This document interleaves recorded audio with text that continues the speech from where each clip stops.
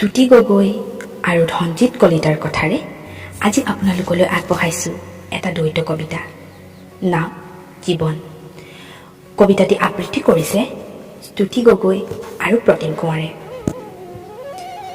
তুমি আকাশ হ'ব খোজা নে ধৰিত্ৰী, মেঘে উন্দোলাই আনি দুখ ডাকিব খোজা নে ধৰিত্ৰীৰ দৰে সহনশীলা হ'ব খোজা, আকাশৰ দৰে সকলোকে চানি ৰাখিব খোজা নে ধৰিত্ৰীৰ দৰে বিস্তৃত হ'ব খোজা।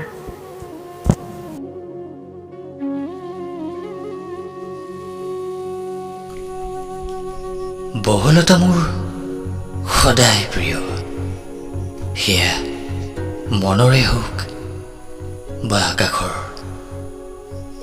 দুখ ঢাকিব পৰাটো ডাঙৰ গুণ, দুখ ঢাকি জগত যাব বিচাৰোঁ। সকলোকে চানি ধৰি কালৰ জয়যাত্ৰাৰ পৰা ধৰিত্ৰীক সুৰক্ষা দিব বিচাৰোঁ।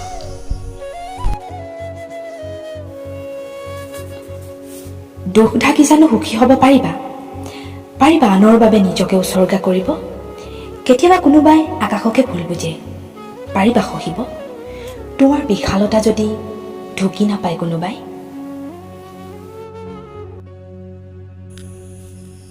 হয়তো কষ্ট হ'ব, তথাপি মই দৃঢ়।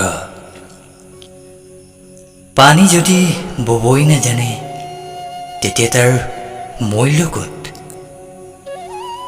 ল'ৰালিৰ ধেমালি, শৈশৱৰ শিক্ষা, এতিয়া দায়িত্ব। নিজেই নিজৰ আছিলোনো কেতিয়া? আকাশ যদিও মেঘৰ বাবে বদনাম, তথাপি আকাশ আকাশে। বহলতা, বিশালতা, উদাৰতাৰ প্ৰতীক।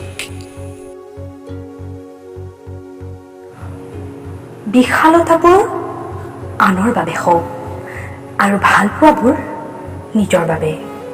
স্বাৰ্থবিহীন হৈ নিজে নিজকে পোৱাৰ দৰে বৈ যাওঁ নিৰৱধি অন্তহীন অবিৰামভাৱে।